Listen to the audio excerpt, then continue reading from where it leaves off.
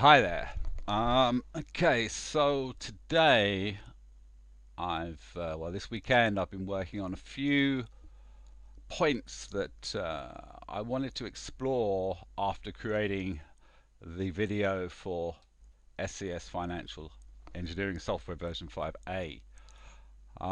We can see this here, and I really don't want to spend too much time on this, but basically the revenue, the amount of money that one has, 90% of it spent on other companies in the same network. Do this sort of Samuelson spin thing. And because that money has been spent from one company to another, or many companies to many others in the same network, who all sort of turn it around, that $5.6 billion is saved for the next year. And you can see that saved here, and you can see it re-enter the next year here. And this is why we call, I've changed it from RES, revenue times efficiency times spend, to savings times efficiency times spend, because it's the savings that do most of the heavy lifting. But this is only one part of it. The next part is the spin, and that is when you do that same thing, but instead of spending a year, you spend half a year doing it, and then you spend that second half minus that 9% this time, again the second year, and you do that in the third year and the fourth year. The advantage to this, as well as increasing cash flow greatly, especially when we get to higher spins, in this model I've gone, this is history number 3, by the way. It's the third history I've made that has gone to 2080. That's why it's history number 3. The cash flow increases the more spins you have, but you have to increase the the efficiency, here to 97%. Otherwise you start losing your savings and you're going backwards. So one big advantage, and here we're starting to see a sizable amount of cash flow made from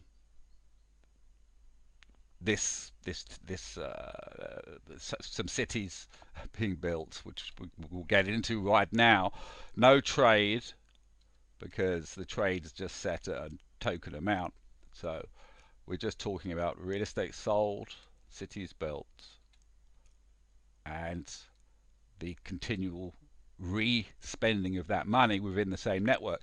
What this does for, which is great for economics, is this money is always at the source. All money coming in we desire as cash, and the cash fee will probably have to be paid, and that cash and whatever else there is just mounds up in this huge monument, a glass pyramid maybe. Well, not glass, but something very thick and impregnable.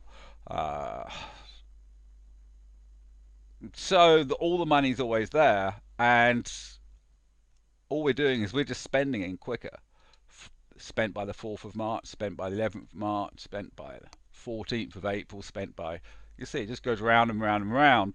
Same money, but because the efficiency now is at 99, we can spend it again and again. It's making more and more cash flow, but this money is always there. If at any point everybody wanted to go to the bank and withdraw their money, if they were allowed to, that is, the money would be there.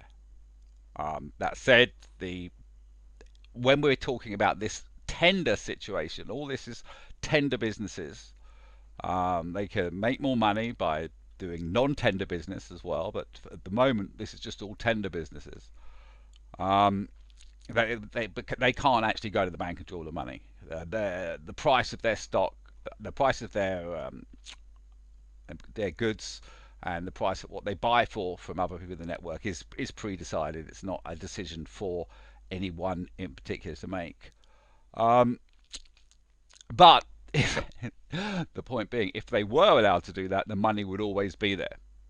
Therefore, all that problems we've had with the 2007 crisis wouldn't have happened, because that happened because there was no more money, and people went to the banks, and the banks only had 10% in reserve, they gave that out. They had nothing. They had to be bailed out by the government, and all sorts of chaos. This type of economics beats it. And let's just zoom down. You start to see the picture here. Where's this? 1961. Are we at spin 32 yet? Yeah, we're at spin 32. We're spinning that 32 times within the year, turning 108. Is it 108 billion into 3.2 trillion in cash flow, which roughly equates to half that in GDP. Right, going to the bottom, we can see this network has now got 1% of global GDP, and by spending 6.25% of its cash flow on property for the Spartans, the workers, it has created over 10 million houses, which is enough for the entire population. And these are nice houses. Here, you've got to take this with a pinch of salt sometimes. Here is the math behind how to fill their swimming pools. Really, it is. It is. Social housing is a very different concept. Spartan housing is a very different concept to social housing. We want social housing to be as luxurious as possible. Generally 400 square meter plots, generally with a swimming pool. But 10 million swimming pools needs a lot of water, and this is a plan to create. Well, this is actually a plan to create water for drinking for everybody. This doesn't actually fill the swimming pool. Well, what it does is it creates enough water. Actually, no, it might do. Look, here we go. This creates enough water for 60 million people, based on how much Adelaide's water supplies, and the figures that is shown in much more detail on other versions. I'm not going to go back for them. So yeah, look, with if there's say 40 million people, there might be 60 million people by 2080. Look, in general, technology has not been included in this estimate. A serious increase in the efficiency of desalination plants. These are all desalination plants, 240 of them. If the efficiency of desalination increases 100%, then that gives us 120 room for enough for 120 million people, or 60 million and 10 million swimming pools. Yeah. Okay. So we've got everybody now living in very much luxury.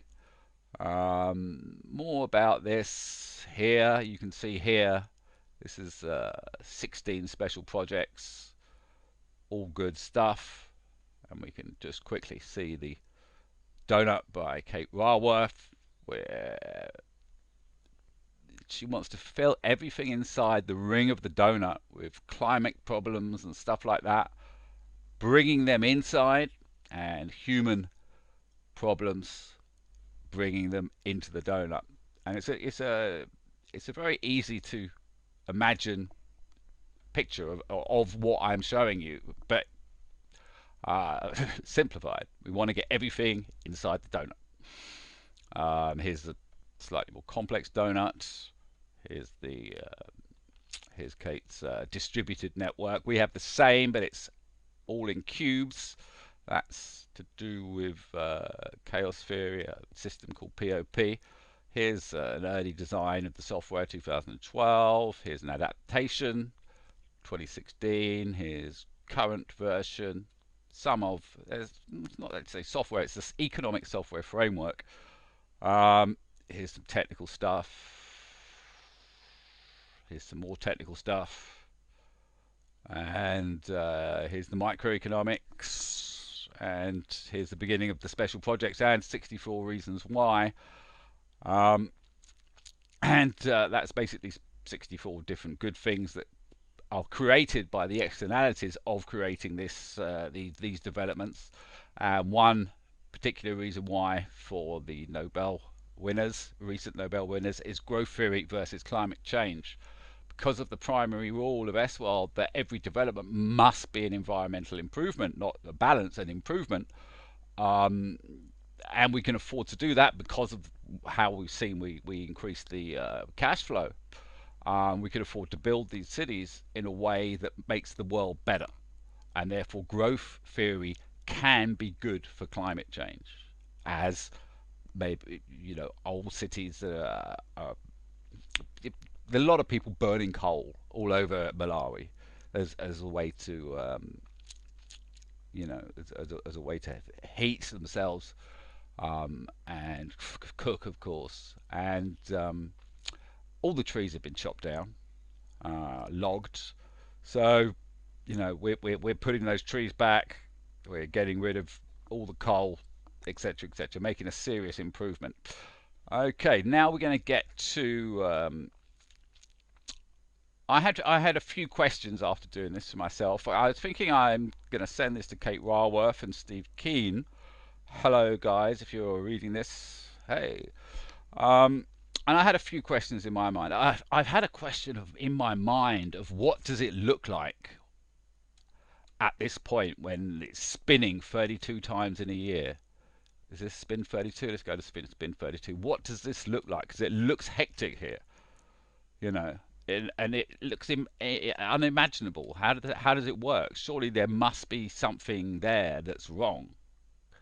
Of course, you know, this is doing no more than if you used inflation and bank lending to increase the money supply, or quantitative easing, or any of the other tricks. You know, this is just a different way of doing it, and a more stable way of doing it, because the money's always in the bank. Yeah, but it's a lot. You know, this is a lot going on. You know, the company receives this. You know, 99.5% of that money is spent on other companies in the network. Well, that I can understand. Given that amount of time, given that if we see SpaceX is already working at about 90% efficiency, and what we call quantum efficiency, I call it. It's a long story. So is Virgin Orbit. So, you know, the E I don't see as a huge problem. Not given, you know, 40 years to work at it. But this time span, you know, I was thinking, wow, there's got to be. Okay, so I made this. I call it a business at Spin32. I've taken the cash flow from 2055, which is when we hit Spin32. And I've done a little calculation here that says we will have 37,800 companies. And these companies will each, on average, get just over $2 million per spin. Okay, so that's basically this figure here divided by that figure here gives us this figure here. So this is what we have per, and out of those 37,800 businesses, all making good money, you know. And remember, we're spinning 32 times. This isn't $2 million. That's $2 million times 32, so it's $64 million per year. This company has, and there are 37,800 of them.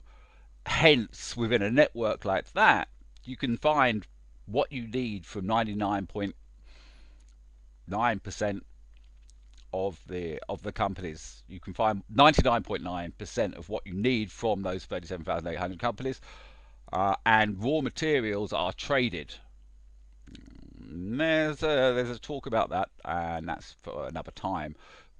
We will just touch upon it a little bit later. Okay, so basically what we've got here is a company, simple as that. We call it the Window Factory, our token company. We can call this the Window Factory, Adventures of the Window Factory Part 2. Part 1 was in 2012 in American Butterfly, Chapter 8, I think, S4GCS, was it? Yes, I think so. No, I think it was Chapter 2. It had its own chapter. Let's have a quick look. Let's have a quick look. Google. We're looking for, hi Tanya, American Butterfly.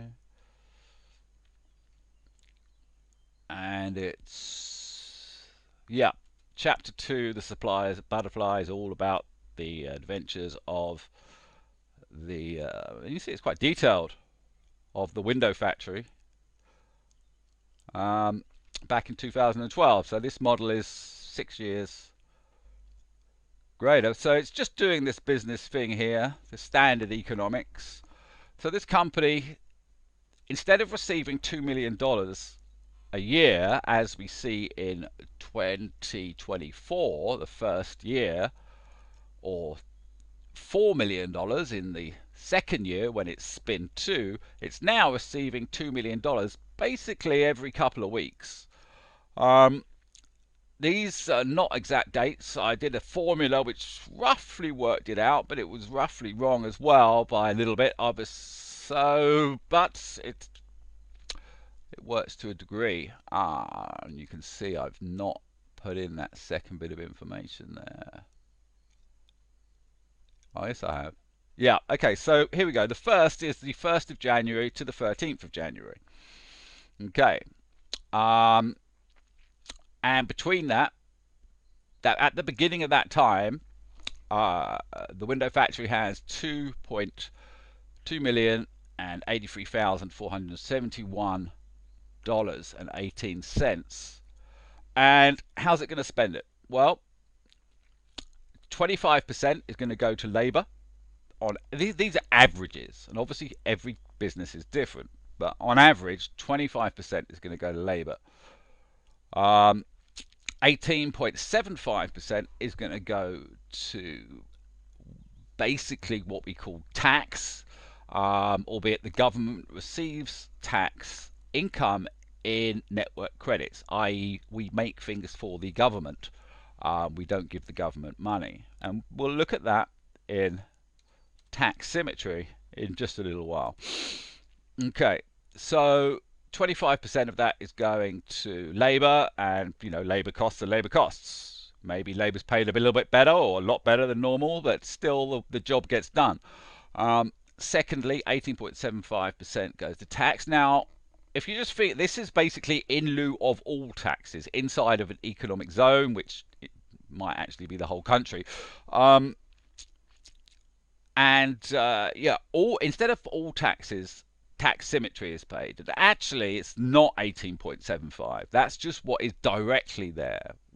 This figure here, 68% of everything that is spent on something the government would like to buy if it could afford it. So don't worry about this 18.75 sounding a bit low. Think about 68% sounding, that's a lot of revenue, especially when even before you take that into consideration, this system in 2024, actually in History 2, not History 3, in History 2, which is more about how I expect it will happen. History 3 is a guarded mathematical thing that just shows a curve. There's no recessions or anything. There's no. Anyway, look, I'm. The point is that's a good amount of tax. And in terms of value, well, we don't have to pay VAT. And maybe VAT is 20% usually, and maybe one will claim 5% of it back. So VAT is 15%. Immediately, one isn't paying VAT, so one can increase the price of goods by 15%, say, and then for all other taxes, council tax, property tax, all other taxes, this 18.75 is an advantageous tax position to have. Good for the government. Good, lean for the companies. When you take all taxes, especially VAT and payroll tax, which means the payroll can be paid more, all of those taxes. Okay. 40%, so 25% for labour, 18.75 all taxes, manufacturing and raw materials 40%, services say 10%, other 6.25%.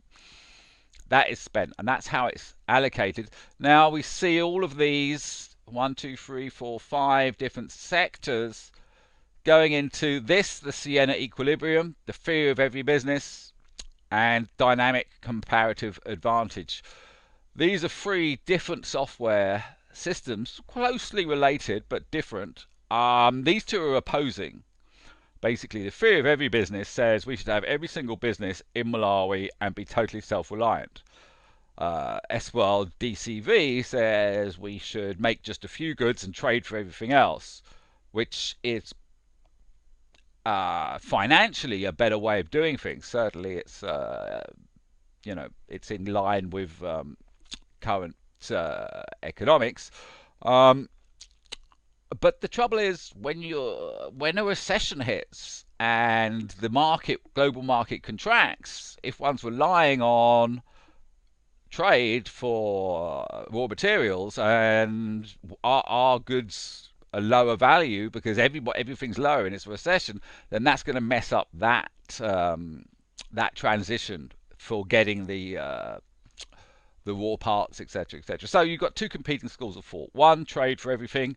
One, have every single business. And the general idea is to have the best of both worlds. So one has the backup and can make pretty much everything. But at the same time, one is doing a lot of trade. And that can happen because there's 2 schools of thought. There's 2 different types of business here. This here is not what that company is going to make in between the 1st and the 13th. This 2 million is what the company is going to make from the network. That's what it's going to receive from the network. It's a tender. It's a tendered bid of that's how much. Whatever they can make, and believe me, there's going to be a lot of thought and effort put into getting this factory to make more windows and sell them either in Malawi. If we look at it here, we see the AGOA exports to the USA, trade-free tariffs. EBA, more tricky. African exports, other export sales to Malawi. Trying to do that all the time, but and it should, a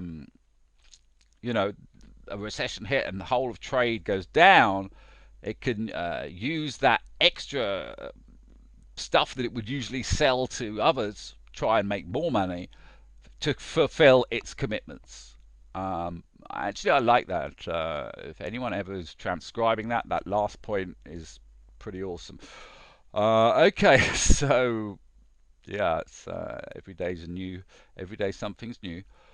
Okay, so tender income. So that's tender income. This company may well be making as much as that again by making more windows and selling them on the open market.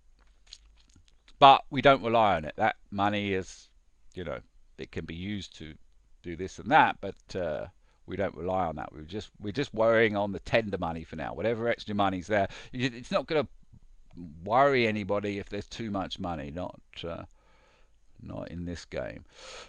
Okay, so we see here now that from the the Siena Equilibrium, and in general there's only 2 things called Siena, and that is Siena's forest and the Siena Equilibrium, and that shows how important it is. The Siena Equilibrium, this is a very old spreadsheet now. We're really going back to before we'd even started History 4 or even History 3. And here we're just basically looking at different types of companies and them trading and trying to make it so as at the end of the day, and then we sort of look, at the end of the day, half the companies are making one thing, and the other half of companies are making the other thing that each of them needs, and it's a complete symmetry. And it's actually not that hard to do. There's harder things in this than the Siena Equilibrium. Here I've sort of broken it down into this company type spends this amount of money on what, food, entertainment, and it comes out to here, and through this we work out the what I call the DMC, the David A. Moss cash flow to GDP variable, which is how much of cash flow creates GDP, which is actually now an old model, but still nevertheless useful if you're new to this. Here's another version which is at 47%, and just by doing these two, I pretty much worked out that, yeah, we could, via all of these different businesses, make it so as there's a symmetry, and, you know, the cash flow problems, there won't be any bottlenecks, you know. Company A will be making something for Company B will be making something for C making for D, and then D is buying from A, so it's, you know, that sort of thing. That's the Siena Equilibrium. Okay, so we've got the Siena Equilibrium. We've got the theory of every business, which is make all the companies all you need, and then you've got the complete opposite, which is make a few things and trade for everything else. And in particular, we're looking at Tesla mega factory batteries. Seems there's a need for them, and yeah, there's a lot of things in here that should hopefully incentivize Elon Musk and both Tesla and SpaceX. So, you know, it's give us the patent to your batteries, mate. Something like that. Give us the patent to your batteries, and we'll make this city work. And this city is actually a reverse engineering of Mars Resort 2048, which is a city on Mars, but this is it reverse engineered to Malawi. Okay, lot going on, lot of subtle stuff. Okay, so basically, on January the 13th, company window factory has spent all its 2 million, and throughout these sectors, it has bought new materials, it's paid its taxes, it's paid for its services, whatever other was there. And same thing happens now. It gets its second installment of money. This time, slightly yes, 2,073,000, not 2,083,000. And the rules are, it receives on the 13th, it's got to spend it by the 6th of February. And exactly the same thing happens again. 25% to labour, 18.75% tax, 40% on more materials, 10% on services, 6.5% on other. That all gets churned around inside of this, and same thing happens again. All we're doing now is spending the money that we see, that we've shown. This is all directly coming from here. And look, that's the point. It happens again and again and again, 32 times within a year. Okay? Can't be. I really thought if this was going to fall apart anywhere, this is where it was going to fall apart. And if anything, it's now more real, more fault-proof than ever. By investigating the weakest point, one makes it slightly stronger. Okay, now, of course, once one's worked this out, which was last weekend, one has the weak subconscious, I guess, ploughing away, and the subconscious says, okay, I've allowed for all trade to be not worried about, because these are just token figures. Real estate sold, I think, is something that, you know, someone else could really work that one out. Yeah, you know, that's smaller figures. The big things here are these cities here. You see, here we're talking 800 million. Here we're talking 8 billion and 8 billion and 8 billion. This real estate sold is nothing in comparison to the money made from the selling of the cities. And the idea here, and note this is city 1, this is city 2, 3, 4. The first city is Angel City 1, or Angel City 2, no, it'd be Angel City 1. These are not just, these are commercial cities. And it basically, this idea did come from the Mars Resort Network.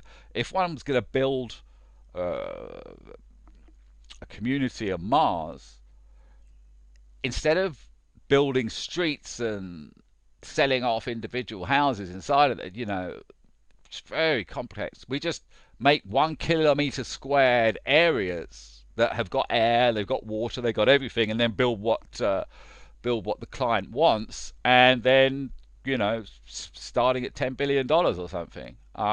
That's on Mars. Maybe even starting at 50 billion for the first one, because it's the first one. You know, certainly companies can afford that. Apple could, Microsoft could, Facebook could, you know, many companies could. I didn't mean to put Apple is there because of Steve Jobs. You know, he's a mentor. You know, I think he's fantastic. But Apple have done nothing really good since then. Not in terms of products, as in for the world. And whereas Facebook and Microsoft very much philanthropic and worthy of the being a city, but actually those are the companies I want to help create the software. So they're actually above, the software's above this. But anyway, okay. All right, let's just gather myself there. Yeah, okay, yeah.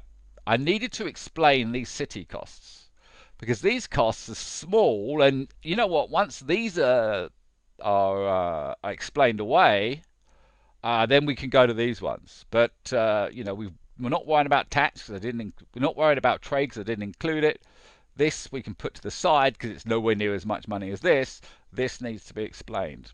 Okay, so instead of the 1 square kilometer Mars city for 10 or 50 billion dollars, and we just go, let's go back to the front, and we're starting at 1 billion, and we're doing one in 2024, which are one in 2032, one in 2048. So there's plenty of time. There's not the competition. The previous History 3 had 16 different cities being built all at the same time. This one staggers it out, and also makes the return lower, which is good, because if you can accomplish what you want with very, very low figures and you're likely to make more, that's the best way to do it. Okay, so basically, instead of 1 square kilometer or 1 square mile of Mars city, this is, well, we're talking big. We're talking, these would be Paul Roma size cities, 10,000 square kilometers, about 4 of them. Yeah. I prefer the 16 smaller model throughout. But for simplicity's sake, we're just working with 4. So let's have a look at this. And now, who are we thinking is going to buy these? Well, my first, and thanks to Thomas Piketty, my first choice is the Norwegian Sovereign Wealth Fund, because they're the biggest and the best, and because they've got so much money. Plus, they would love this kind of investment. But soon after the Norwegian Sovereign Wealth Fund comes the idea of a collection of universities and their endowments. Harvard has the biggest. Yale is said to have the best. And there are others. Maybe they can, you know, make a city of learning. Yeah, there's lots of people who can afford this sort of money.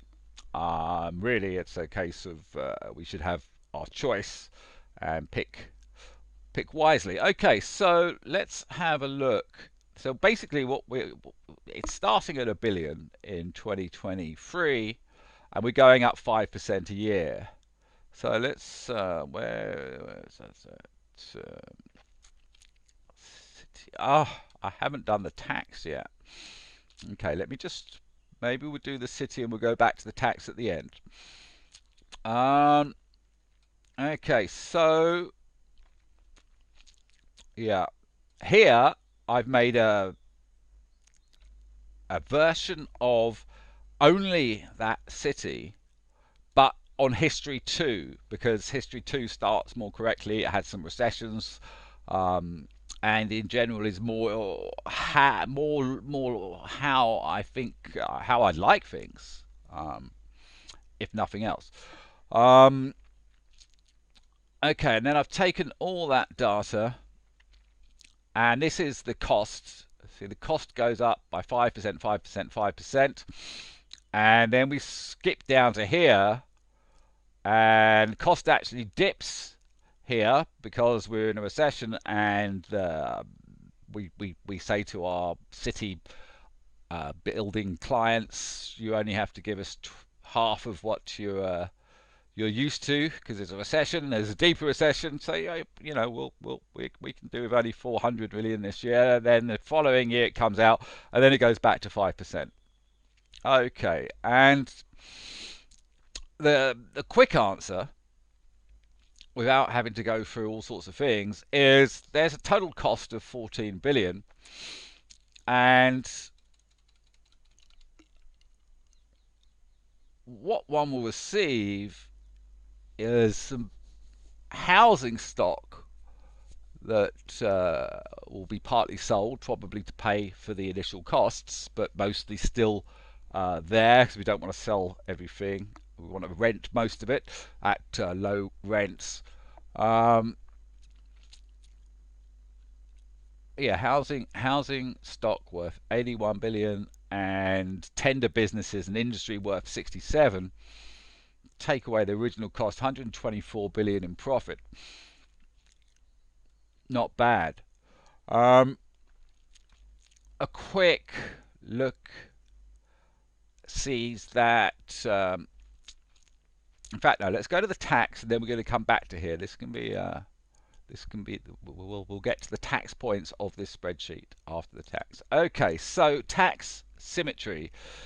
Kate, I hope you're listening to this. Kate Raworth, you said lots of words that had tax next to them, and none of them were good.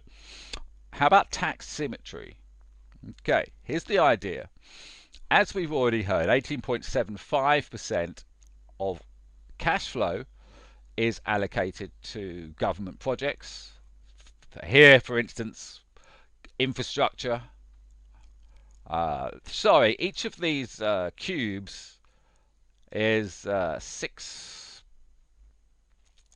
Oh, what is it? 62, 1/64. Yeah. Yeah, each of these cubes is 1/64. So, each of the cubes is about 1.56 or something. I should know these figures, but I'm having a brain fart. Anyway, of the 100%, 18.75 is government. That could be infrastructure, healthcare, education, and other. Okay, but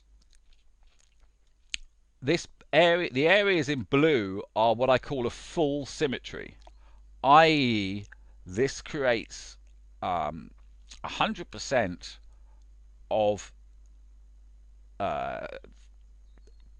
things, goods, housing, etc., infrastructure projects. Whatever it creates, the dark blue is where what is created would be something that the government would spend money on if they had it. Okay, this here, this is actually the 25% for labour. Of that 25%, 6.25% goes on labour's housing. That is the same as creating social housing. The fact that someone owns it and it does the same thing. People are housed. You know, maybe at the beginning everybody would say, look, instead of having luxurious social housing, we can make lots of smaller. It doesn't work like that in the greater scheme of things.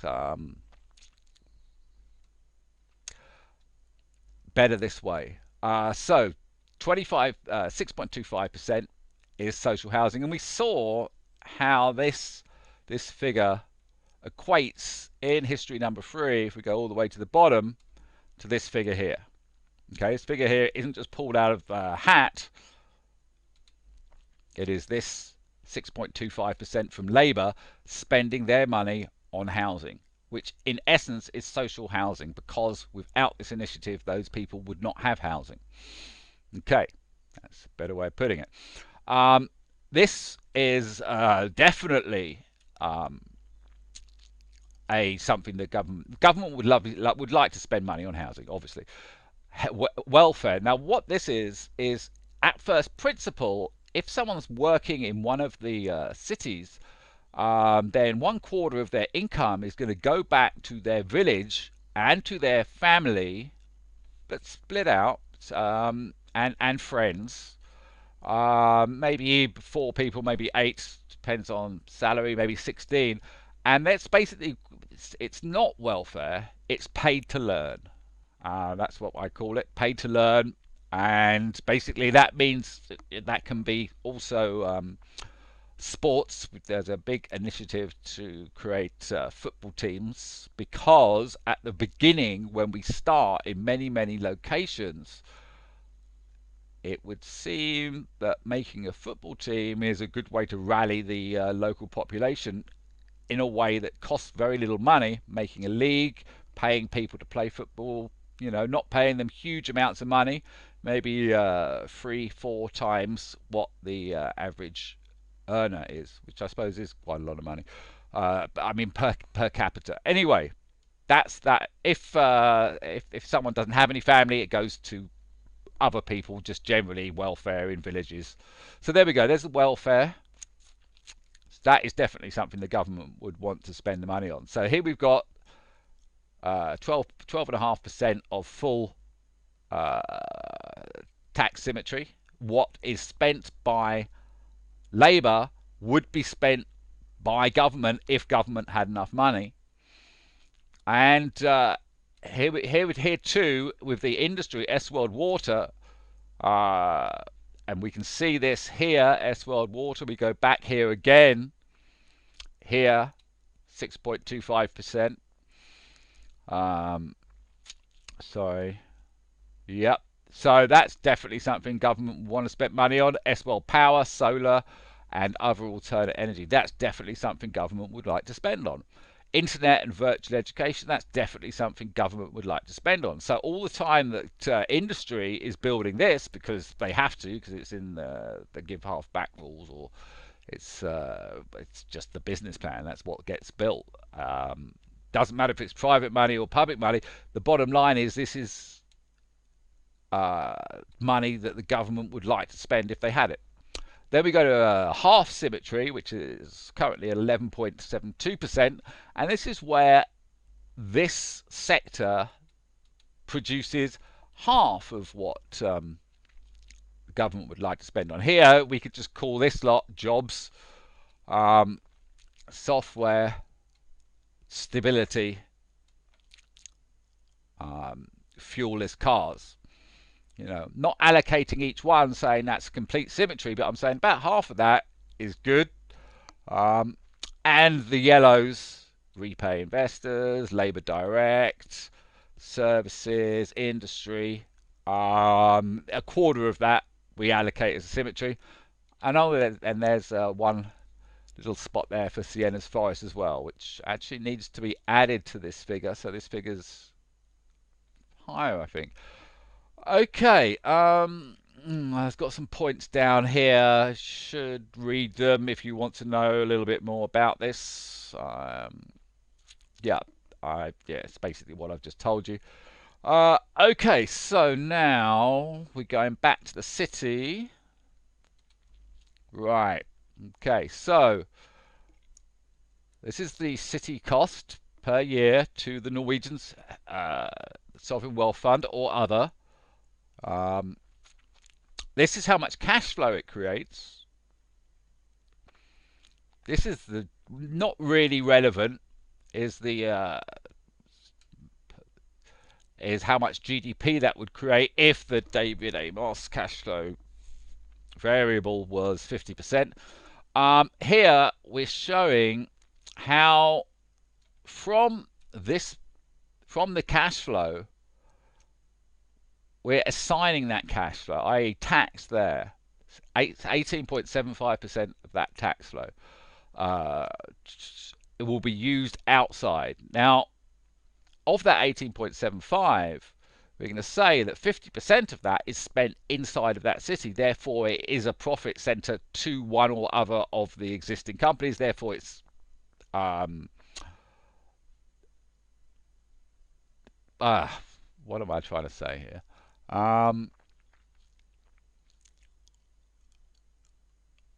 Yeah, the tax, 18.75% is paid out. 50% of that is paid to the network. And if you think of it as in the city is its own network, okay, so 50% is paid to the city, so that's cash flow in. 50% is paid to other things. Okay, of the welfare, 75% of that is used outside of the city, so that's a deduction there. Labour's housing, 25% of that might be outside. I'm just hedging bets there, really. It could be zero. Labour's autos, 50% paid to someone else. Labour direct spending, they spend most of their money in the city. They've already provided for their family. They've already got their car. They've already saving for housing. The rest of it is spend, spend, spend, which makes the economy very, very lucrative. And literally, they will have to spend their money within 2 weeks or lose it. Basic Spartan contract. It's slightly more complex. Certain savings can be done, other things. Anyway, S-World Power, 50% of that will be spent outside. S-World Water, 75% will be that will be spent outside. And it sounds very, very grand, but the way I see it, the best way and the only way to do this is to get the desalination plants on Mozambique and pipe it either into Malawi Lake or just into a water system. The trees, and this is where where's that little Siena's forest. The trees that get dug up to make that pipeline get carted back using this expense to start repatriating the forest in Malawi. So okay, so that's that one. Virtual education, S-World Angel Wing, that's the software. Very important because that's something we're trying to get money for. Siena Forests, as disclosed. Other services, other industry, and these are what we're deducting for from the cash flow that is created by the spinning of the Norwegian Sovereign Wealth Fund or others' money. Okay, so we can see here, there's their contribution. That's how much cash flow it's creating because of the spinning. Then we take off this 48%, and that's what you're left with. So this is how much can be spent on physically making houses and assets after we have deducted for this. And it's very, very similar to the amount we're deducting to show for GDP. And I think because of that, this is actually taking place of the David Amos cash flow to GDP variable. let me tell me if not, you know, maybe these figures down here have to cut in half. But I don't think so, because look, infrastructure here, 20% I've put for infrastructure. Okay, that's, you know, that's increasing. And where's that? It's increasing the value of the land because it's got all the infrastructure net over everything. You know, when I say infrastructure, we're talking the roads, we're talking the power, the water, etc., etc., etc.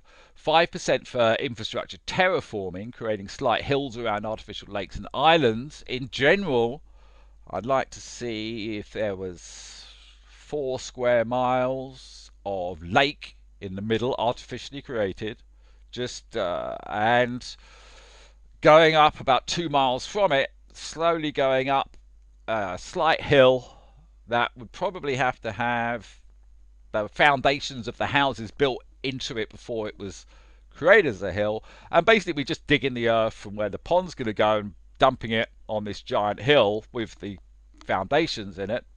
And what we're creating is, you know, some very, very idyllic looking conditions. You know, we can throw in some waterfalls. It can be really, really made great. We're not talking about people doing this. There's quite a few technologies around today where the building, it's all done automatically. The diggers dig, they move it to the earth where the earth goes up, pours it down. That's, you know, not everything that I want is going to happen, but that's how I'd like it. Okay, 20% for residential housing, and then we follow this line. So that's basically after the terraforming's been placed, after the infrastructure's there, so the pipes are all there, the roads all there. We're just now talking about the cost of building the house. That's 12 billion. Now 25% of that is for labor, 75%. Yep, 75% is what the investor gets at the end of it. But that should be 50% more because the land value has gone up because of the infrastructure, and also 50% more because the land value has gone up due to the other enhancements. In general, property is often sort of worth 50% land, 50% the build. Very, very, very average there, but and so this is nothing new.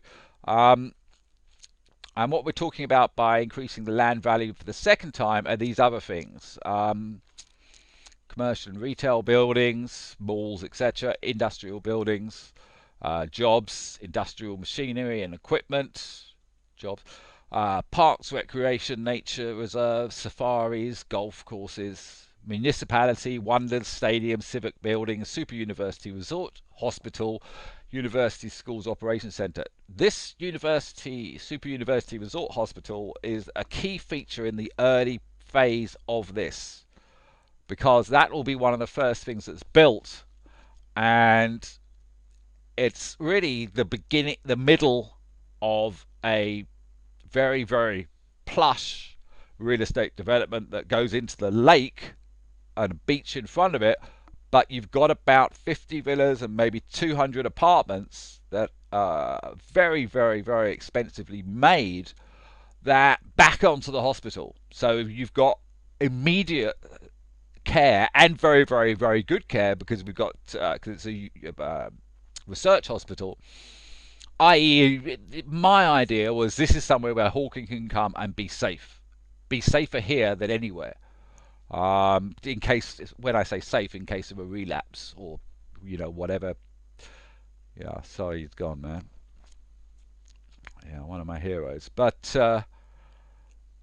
that's an idea. That's the idea to kick. And then obviously these medi villas and apartments cost a lot, $10 million at least, and that creates an initial surge selling property. anyway, as well as it's not just about the Norwegian fund building real estate. There would be no point building real estate if you did not have a very, very, very rich neighborhood, lots of jobs, lots of good jobs, lots of money through in the economy. That's, I haven't really talked about location, location, location, but number one in location, location, location is always the money. How much money is there? If it's a gold town, it booms. The gold goes, it's gone. So, what 10% here is spent on commercial and retail buildings, which the Norwegian Sovereign Wealth Fund will then work out and basically start companies that they own 50% of that use those buildings to become a business. And they no longer own the property, they own the business that owns the property and is half owned by the staff, which must be 75% Malawian, roughly. So they have that as an asset, and obviously these businesses are SES businesses, they're tenders, so that's all making them money, of which quite often that will be used to create new companies via the POP system, which I'm not going to get into here, but it is chapter 1 in the book, so it's obviously important. Okay, industry buildings, same thing. We're going to be creating some industries, half owned by the Norwegian Sovereign Wealth Fund, maybe quarter owned by the Norwegian Sovereign Wealth Fund, maybe 25% owned by someone who owns a patent, and 25% by labor, and 20, something like that. Industry, machinery, and equipment spent on for these. So this is all, there's a lot of investment into business as well. So the Norwegian Sovereign Wealth Fund end up owning an awful lot of property, which they can sell off, not too much at any one time, make sure demand is high, but rent a lot out for, very, very, very, very good rental rates, really. We want this to be a place where people can come to without having to spend a fortune. And people, we want people to come. If the housing is a quarter of the price it would be in, say, LA or Saint-Tropez, that's less money people have to factor in for when they think about taking a job. I'm thinking of professors and others coming over and all pitching in together. Okay, so these blue here are investments into industry, and that works out to that figure there, 15 billion. But that's for the first. This is all worked out for the first 8 years. If we look at the second 8 years, including this recession here, we actually go up 428%. So we can times these by 428%. After taking off the initial income. That's how we get to that figure there. Look, there's going to be a huge amount of mistakes in this, but not so much as to make that less than half of what it is, I'd say. And possibly it can double. Bottom line is, the city investment has, in my mind, been a much better way, selling a city to one company, one group, like the Norwegian Sovereign Wealth Fund. They put in every year. It's so much better organized than just setting randomly street by street. Okay, what's the time? Okay, I'm gonna stop this now because it's just under an hour. I don't think. Yeah, I'm gonna try and remake this, showing the business, Špin32, the tax, Symmetry, and the city, and the Siena Equilibrium separately. But for now, this is everything in one. I leave you with the Symmetry. Okay. Hopefully speak to somebody soon. Cheers. Bye.